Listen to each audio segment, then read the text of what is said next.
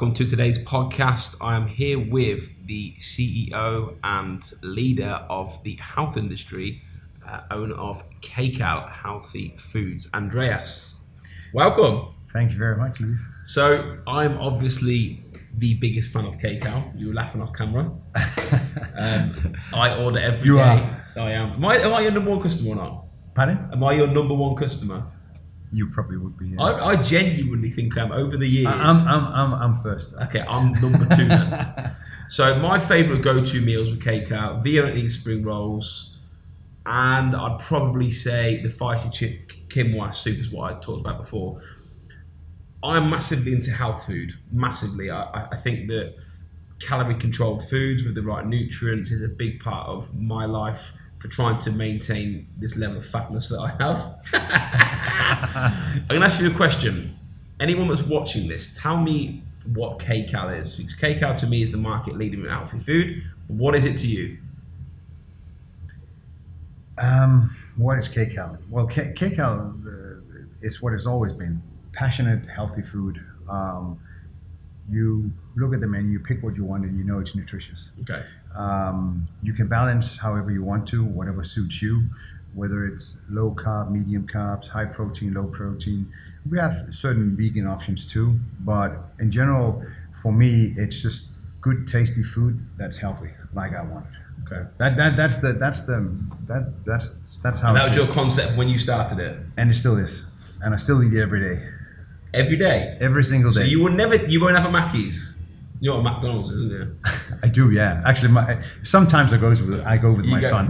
Frankly speaking. What will you have from McDonald's? Beef burger. Not a double cheeseburger? Nah.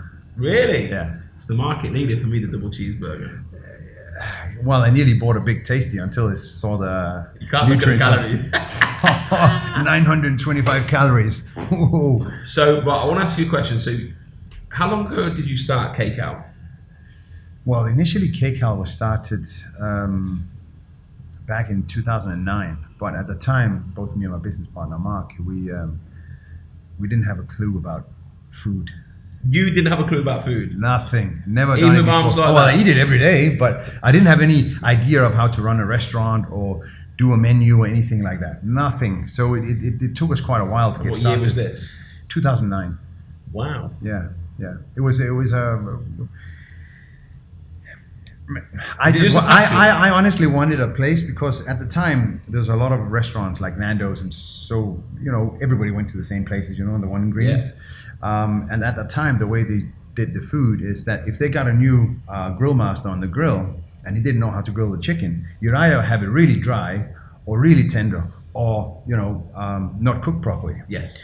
And you'd go there and it's like hit and miss. If it was cooked right, it was awesome, right? You get the spicy rice and the chicken. Oh, it's a good meal, by the way. Yeah, exactly. But at that time, the method that they did the chicken is unlike what they do today.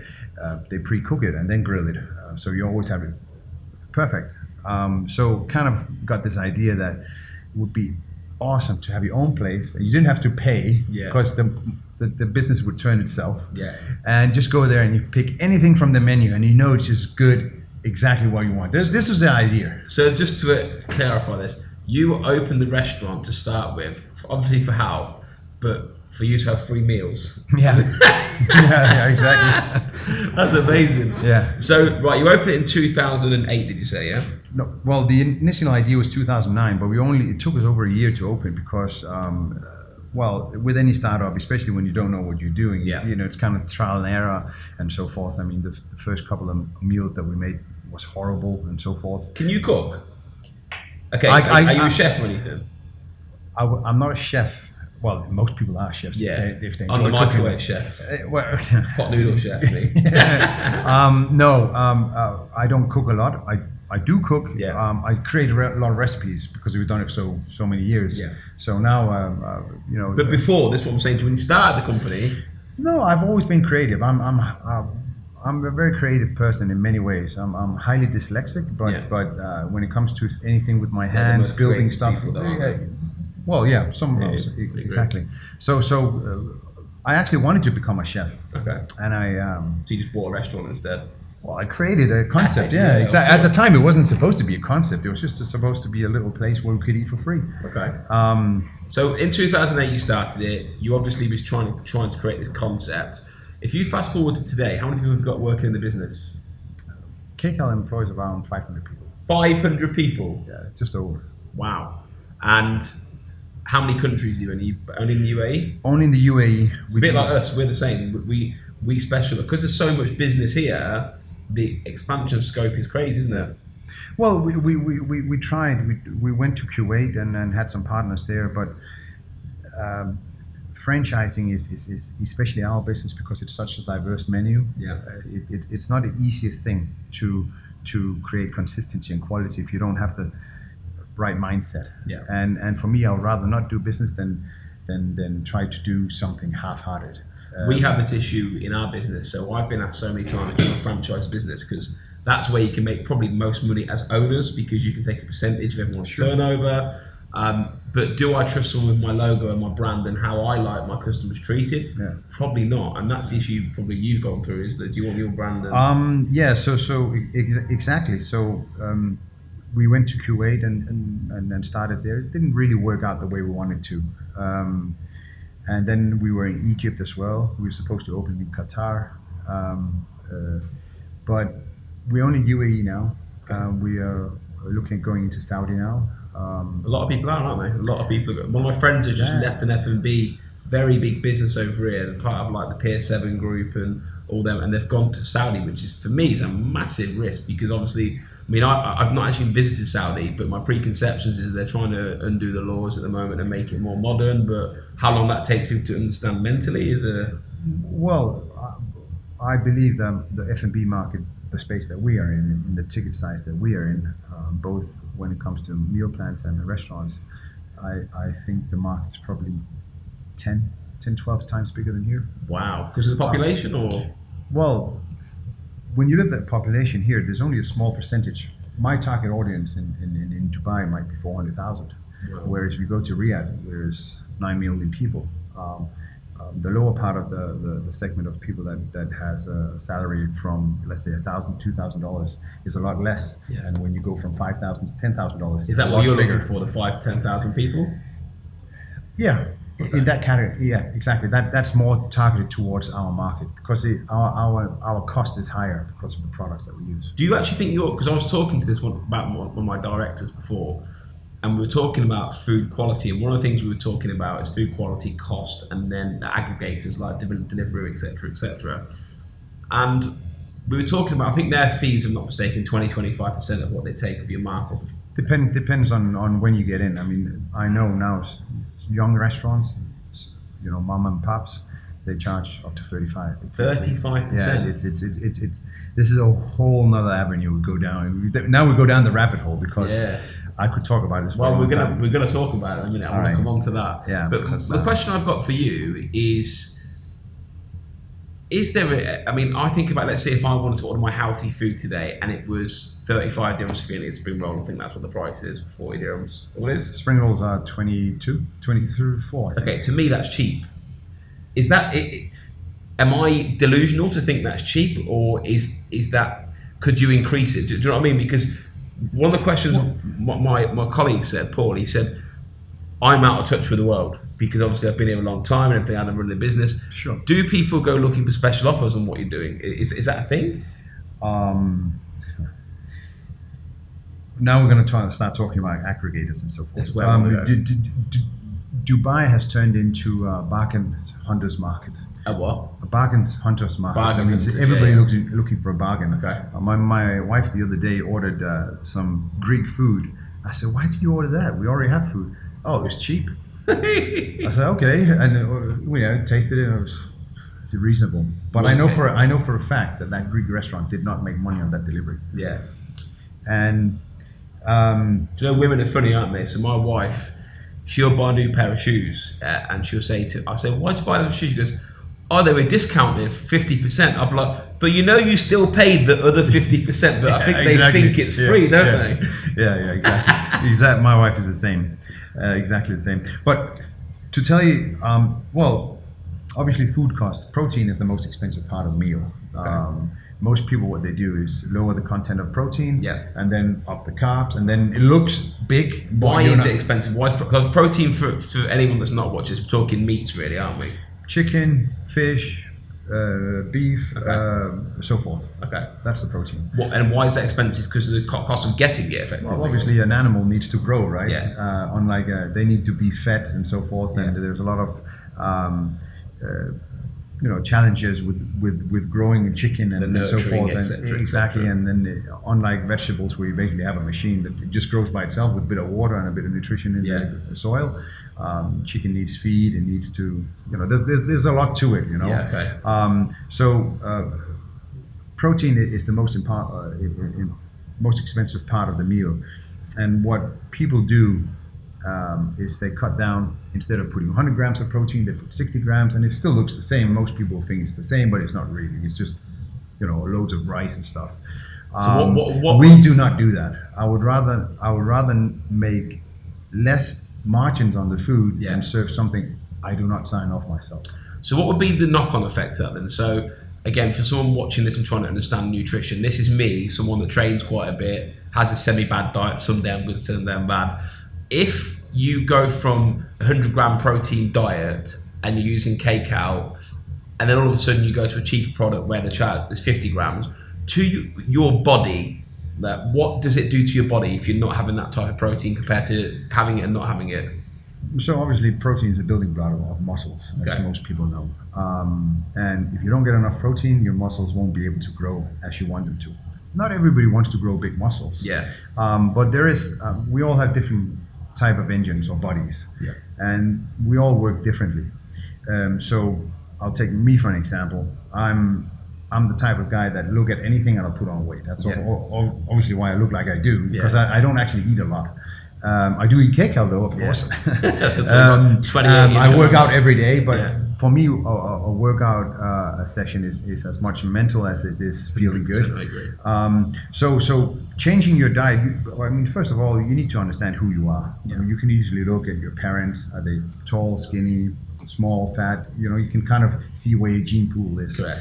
And then you gotta eat as you need. But changing your diet from one to the other, you would probably get more wobbly if you changed your diet, going to from less muscles, more jelly kind of feel. You know what I mean? So me with less lean. Yeah, we won't call it the jelly man. But as you grow older, I'm 43, turning 44. As we grow older, it's actually very important that we keep our fitness levels up. Definitely. So your own testosterone production keeps ticking over. Because what happens when you grow older is that you hit a certain age as a guy, around 35, depending. Also again, depends on your genes. 35. So then it starts going down. That's when the belly starts copying the floppy tits. You know what I mean? That's when it's really important that you start looking at your diet. Don't drink too much alcohol, all these things, because alcohol is obviously alcohol, sugar, which is just no nutrition whatsoever. And you start focusing on building your muscles, because your muscles, as your muscles grow, it will also tell your brain, I need more testosterone in my body.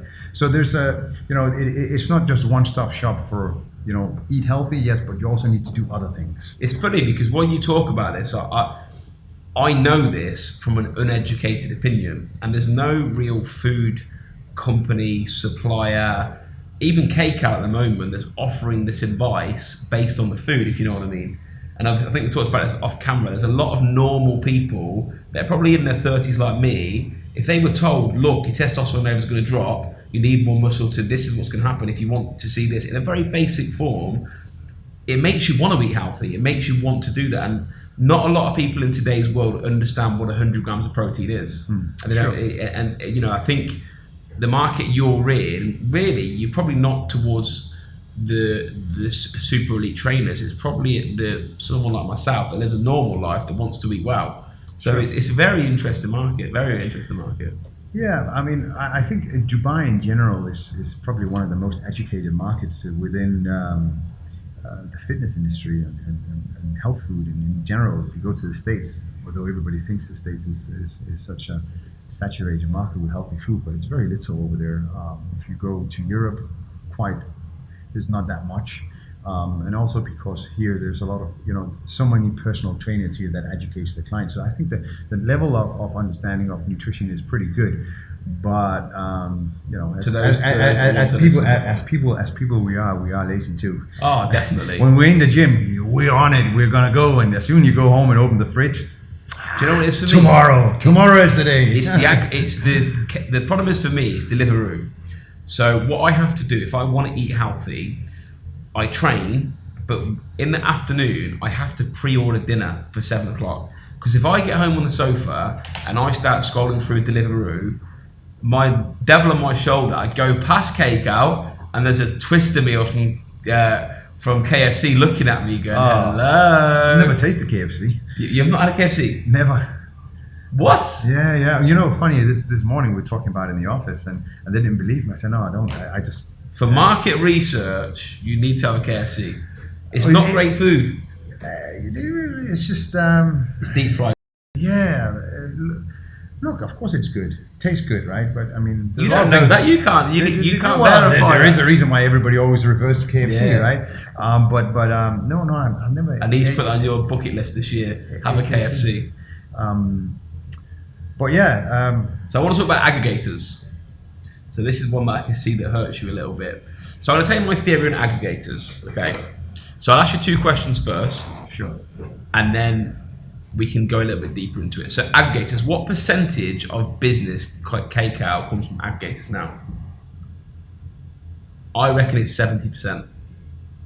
Very close. Yeah, very close. So I think, it would be Deliveroo is the biggest. They're the best partners, are also most professional. Yeah. Then we have obviously a bunch of the others. I don't think aggregators are a bad thing. Okay, they're a bad thing in one way, but they're a good thing in the way. So I'm going to give you in terms of, I'm trying to put it in real estate terms for me. In real estate terms of property, what makes a property successfully sell is to get visibility. Visibility creates more clients then creates a transaction. That's the basic real estate terms. And I think there's a lot of people that have got a misconception with aggregators. Aggregators charge a lot of money. Okay, I'm not naive to that. But would be nice if you charged that, isn't it? That'd be amazing if I said 30%. Yeah, I know, it'd be absolutely flying. But if I was sitting in your position, I don't get where they're charging 20% hypothetically. Why would you not just increase your costs 20% to make it neutral for them? Because I think you'd still keep all the customer base. Because you're only charging 28 dirhams for a Vietnamese spring roll. You're not going to lose me as a customer, which is a $5,000 to $10,000 customer, $5,000 to $10,000 bracket you're looking at. Increasing to 20%, I'm not going to not buy a Vietnamese spring roll. So these people that are moaning about the pricing, why would you not just move with the market, especially with inflation in the world? Okay, so there's many parts of this. There's a lot of answers to this question, but I'll tell you the first one. I'm not sure if you know how much a liter of milk costs, but let's say Tell us. I actually don't know because I don't drink milk. Okay. But it's a metaphor. So a liter of milk, let's say it costs £1. Yes. General public, it costs £1. People know it costs £1. Now, if it costs 1.2, yeah, people say, why am I paying that much for it? Mm-hmm.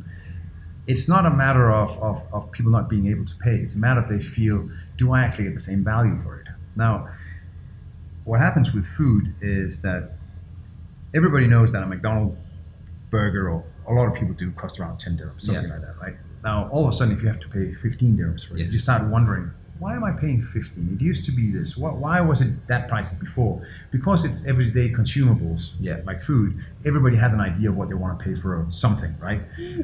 Then you can start adding in consistency, quality, the service that you get. All these add up to value for the customer. Just like you add value here with how you present your properties and so forth. Yep. In contrast to other companies, right? Yep. You want to make sure that the client feel comfortable and feel they gain value for the service that you provide. So when you have a space that is Dubai or UAE, especially Dubai, is probably the most hyper-competitive market in the world in terms of F&B, or it is. and delivery is also the biggest in the world versus how many people live here. So this whole market with aggregators and so forth, what they've created now is a hunter's market, bargain hunter's market. Yeah. Because what aggregators do, and not many people know this, is that when you go in and you have little volume, we have quite a large volume, so it doesn't really hurt us that much, but it hurts smaller businesses that have 1 or 2 restaurants, Yeah. that have a smaller turnover, maybe $1 million or something like that. And what aggregators do is they go in and say, look, we want to put you on the forefront of our page, and you should do 2 for 1. Now, little guy say, you know what, 2 for 1, then maybe I get to keep the client. But what he doesn't realize is that it's a hunter's market. Everybody just looks for it. Yeah, there's no What's 2 for 1? loyalty. Yeah, of course. Exactly. And what the aggregator is doing is the more bargains he can get to post, the more will go on his app. Correct. So he's basically making the restaurant pay for his own marketing. Correct. He's got no interest in his interest is in the consumer, not you as a company. Exactly. Now, over a period of time, let's say this has been going on for the last 6-7 years, right? Yeah. You've created a pool of people that look for bargains constantly. Yeah. So there's no loyalty anymore. Yeah. And what happens with the smaller restaurants, I'm not talking about the big McDonald's and so forth and so on, you know. I'm talking about the smaller restaurants, which have maybe 1 or 2 restaurants. The ones that are, the guys that are passionate about bringing quality to the client, the taste, the flavor, you know, just, you know what, whether it's healthy or semi-healthy or whatever it is, just it's a good product. I live for my product, you know. I'm a chef. I live. It has to taste perfect, you know. Now, what happens is that all of a sudden they can't make money because what they're selling is that they're giving a discount, and people have this idea that that liter of milk we talk about, well, it is one pound, but I can get it for half. Yeah. So now nobody wants to pay £1. So everybody's always looking for a bargain. Do you know what I would say to you though on this? And this again, I'm trying to imagine being the CEO of an F&B, and I'm trying to put myself in that position. I'm always thinking 6 months to a year ahead of anyone else in the market. I just don't think about today. And if I'm looking at your business, not yours as in yours, as an F&B business, Sure. that pint of milk, less a pound, in tomorrow's world is probably £1.50. Because you look at bags of crisps, you look at petrol, everything has gone up in value. Even our business, so also real estate, maybe 7 or 8 years ago, we decided that our mandate was we're now going to charge both parties. We offer a great service. We don't just charge the seller 2%, we charge the buyer 2%, but we will make sure that we cover you with services and marketing, etc., etc. That increased our turnover naturally, and it was a very brave move. And people were saying to us at the start, Lewis, you can 2% is what it is. And I said, no, this is what we charge. And I think if I was sitting in the F&B position of a healthy business now, yes, you might lose the bargain hunters, but the reality is there's a lot of people that want healthy food, and they're not going to lose your customer base. So let's say you lost 20% of your customer base tomorrow because of the pricing. You've gained that back from the price increase, and then you're doing less deliveries, which means less work, but you're getting the same money for it. And I think that a lot of people are misunderstanding in the world that everything is going up in value. So let's use the aggregator as an example. This is my theory. Aggregators charge 20%, hypothetically. I would increase 20%. Whether or not it would work, I would never know. But if I was sitting in your position, I would not even think about it. The other thing I would do, and I want your opinion on, and I've seen this so clever what's being done.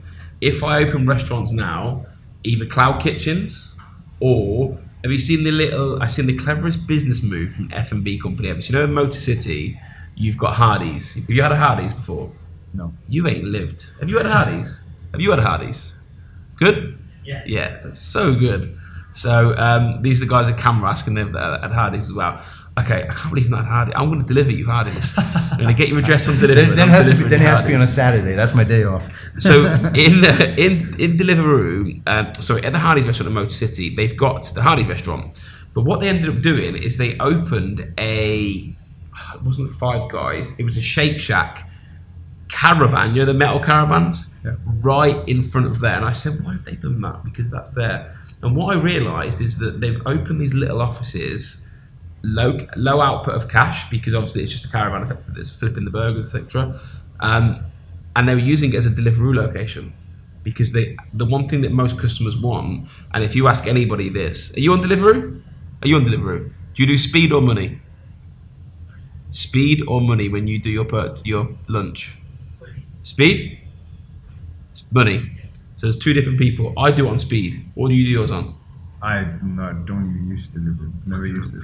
So most people I know would go onto Deliveroo and their first thought process is, I want something nice, but what can I get that's quick?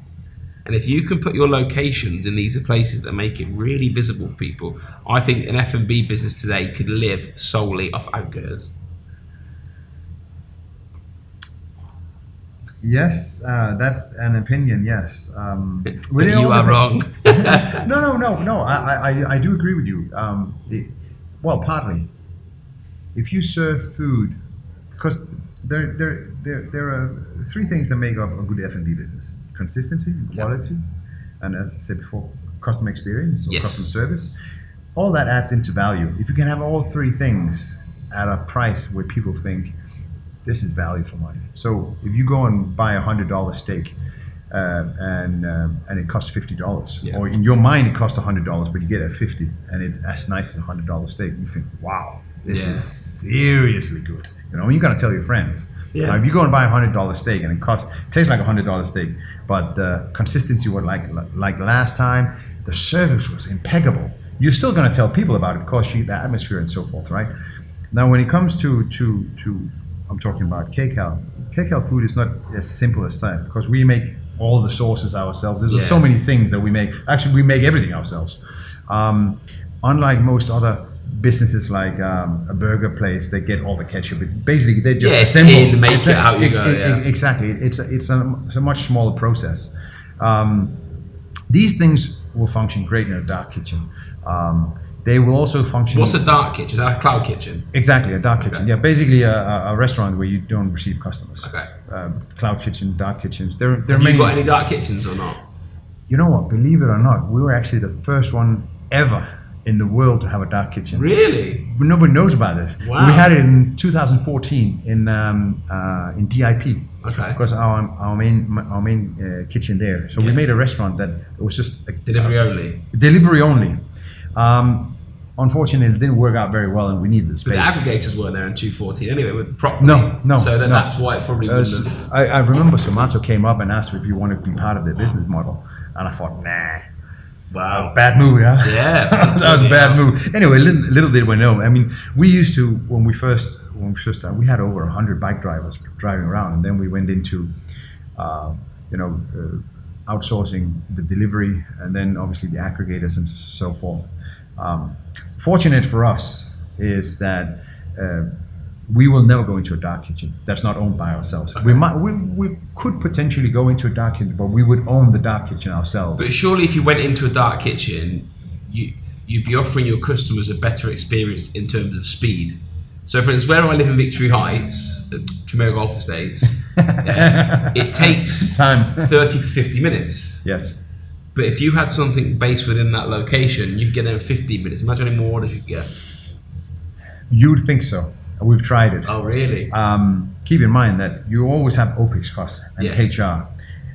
These dilute your P&L quite a lot. Yeah. So there is a threshold of where you need to, what turnover you need to be before you can start making a profit. And obviously, you want to make a profit. Yeah. It always makes no sense. There's no business. Business without profit. Exactly. So you have to be careful. I mean, we've closed a few that did not make any sense. Yeah. We've had some in malls.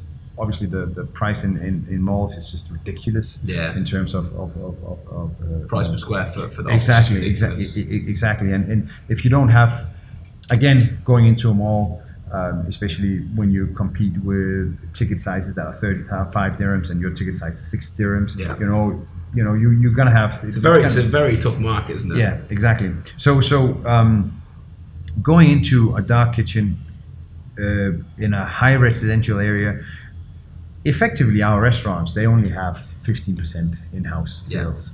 So you could say they actually function as kind of dark kitchens because out of JLT we do maybe 500 orders a day. Okay.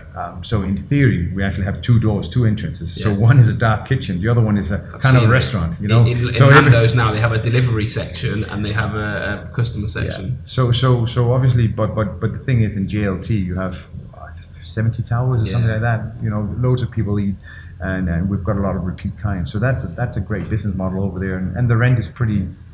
You know, the rent is reasonable over there. So you've obviously been successful in this business. I think you're the most successful healthy food business in Dubai. I think you're by far the most known, most qualified. Everyone loves your brand, and by far the brand recognition is out there with anything I know in Dubai. But you as an entrepreneur, obviously running this business, especially the last 2 years with COVID and everything else, what's been your biggest challenge where you thought, like, this is a tough moment to be in? What's the moment you've had? Well, I think what I have sleepless nights over is product quality. You know, most things here are imported, and we use quite a lot of vegetables and so forth. And if you get delivered 500 kilos of beans in the morning, there might be some issues with the beans, and all of a sudden you need to cook, but you're missing 200 kilos. Yeah. Then all of a sudden you have clients, and clients don't care how we get our thing. They're paying for the service, and they expect the service like anything, right? So do you so feel my concern is, I'll give you an example. Salmon right now just gone up 50%, like that. Really? I'm like, we don't Why? really know. Ukraine, all that. Yeah. You know, the whole world is going mad, kind of thing. This is happening. But how do you react to that as a business then? Because you have to react. This is the problem that entrepreneurs face. A lot of entrepreneurs don't react to the world. Well, this is a current. This is a thing Current that situation. yeah, exactly. Yeah, okay, fine. So there are mixed opinions. One is that we simply just eat it up, and hopefully it'll come down and let people, you know, enjoy the salmon that we serve. Yeah. Two, we take it off the menu and don't do it because we're going to lose money on it. Yeah. I think I'm leaning towards keeping it on the menu and Swallow it. and swallow it. Yeah, exactly. Because at the end of the day, especially in a market that's so competitive, you don't want to give the options of people looking elsewhere. Yeah. But on the other hand, everybody is in the same boat. It's not only me it happens for. It happens for everybody, right? And have you had these conversations with anyone else in your industry about like salmon, for instance? No. Be interested with it, because if I was sitting again, I'm cold in business. I'm ruthless. So that's how I've always been. It's just I look at bottom line, turnover, reaction to the situation. Sure. I'd increase the salmon price. I would go and change the menu to premium meats or premium whatever poultry, and that's also an option. And I'll just go bang. That's what it is. Knock-on effect. You know, I'm the worst salesman in the world. Yeah, because you love it so much. Exactly. I can see it. And I mean, my business partner always laughs at me. I sold a car once, and it was for sale for 155,000. And that guy comes and says, "Okay, girl, I'll buy it." And I'm looking at, okay, I'll get it to you for 150. And he looks at me. I said, "You're gonna give me 5,000 dirhams discount?" So yeah, I was happy with 150, so I'll give it to you. He didn't ask for it, and he's like, "Something wrong with the car?" I said, "Nothing wrong with it. I felt that you were happy, I'm Please happy." Please take it. For me, you know, you've got the love for it. I can see. I would rather create better value for the customer than try to make an extra little profit. I'd rather. There's nothing better than seeing somebody like you're talking about. Oh, you know, I enjoy the food. You know, I have other friends that say, you know what, I purchase from you guys because you have the consistency. Yeah. You know, it makes me really proud. I've never had a bad meal. I've never had a bad meal. It makes me really proud, and we have a great team. I mean, my 3 head chefs, they have been with us from the start. Wow. 12 years. Amazing. Yeah, it's awesome. Amazing. Actually, it's really awesome because that obviously gives me a lot of confidence to do more strategizing. They understand the DNA of the business. Exactly. And you know, when we want to do new projects and stuff, they really understand the production part of it and so forth. So the last question I've got for you on our podcast, and I'm sure there's so many questions are going to come in asking about business and Kcal and things like that. Where is the future of delivery services going to go compared to delivery with a business like yours? How is this going to play out in your eyes? How do you forecast it? So, as people, or as aggregators and delivery companies have created a herd of lazy people that just want to sit at home and watch TV and order food. Me. Of course, of course, you have to adapt to it, right? So, I'm in the mind that, look, I don't want to cut on quality. Yeah. So we will have to be smart on how we do things. So we start building a new way of doing business where we consolidate more brands into one. Okay. And utilize the same kitchen, which means you have more share of OPEX costs towards different. So you're talking about JV with other companies where you could create personal. Okay. I think I'm too passionate to run with other companies. Okay. My number one rule is who pays the bills is the customers. Yeah. You know, let's make sure he's happy, and then we'll make a profit afterwards. Yeah. So how will you do it then? So obviously, do you have other brands under your brand? So what we have the meal plans. We have the fuel up, where you basically build your own meals. We're coming up with another 2 concepts. So have they got all different locations where they're based at the moment? Is that what you're saying? No. So our restaurants is our smallest business. Okay.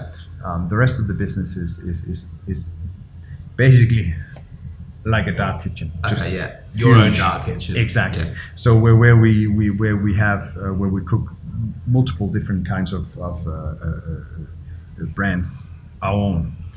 We have Fuel Up. We have something new called Kcal Lunch, which is basically like your lunch office where you sign up and then you get a discount on your food. There's like a variety of 70 dishes like you could do here. You have 20 people and sign up, which is we ran a pilot for a while and they're very happy with it. So we're going to launch that shortly.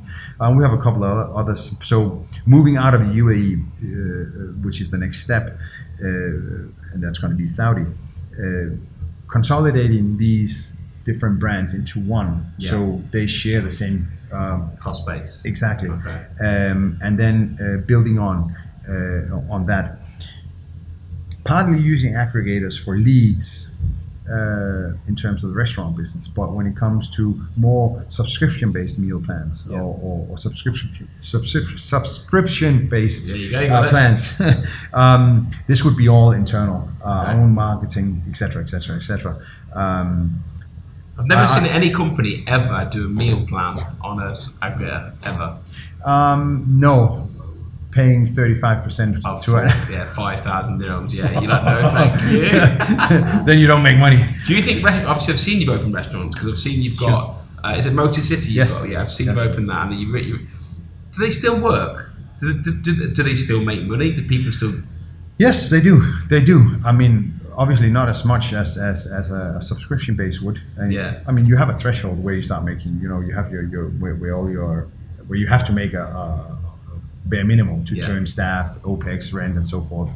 But in general, I mean, you need the footfall. This is my worry with exactly. Today, it's either you make a concept that's very a concept you can duplicate in dark kitchens, because obviously cost of HR and rent and so forth, or you make a brand that's has a higher ticket value that goes into location, like somewhere where you can park, somewhere like that. There's quite a few things in Al-Quds that are pretty good, that make good money there. But that's because people use it as you can park there and have meetings there and so forth. If I were to start an F&B business today, it would not be what we do today. It's too intense and too diversified in terms of we have Asian food, we have kind of burgers, we have quesadillas and Mexican food. You just go straight up like burgers, chips, like that, like keep it style. Yeah, something. So we just copy paste. Exactly, because that way it's also easier to franchise. It's easier to get staff because they don't need to be a full-blown chef. Basically just turners, right? All you're doing is giving an instruction manual saying this is how it is. Exactly, and you can do all that on YouTube these days. A lot of people do. Okay, so for anybody wanting a meal plan, wanting healthy food, wanting to give you guys, where do we find you? What's your website? Kcallife.com. kcallife.com, and then go on there and hire a monthly plan. Sure. And I'll do the training for them and everything else. You can. Yeah, we have nutritionists in all the gyms. We have nutritionists in the office as well. Head office in JLT. So yeah, there's many possibilities. I'll ask you a question on air now. This is the last question I'll give you for the day. When we open our new office, can we have Kcal based in our office? Sure. We can have the food there supplying for the staff. Yes. Figure out how to do that off camera. Yeah. Kcal lunch. It works. Amazing. Cheers. Anybody that is looking to get a healthy lifestyle, figure out how to get their diet intact, I've used these guys. The food is quality. Give Andreas a follow and his business. This is the #1 healthy food company in Dubai. See you later, guys. Bye. Cheers.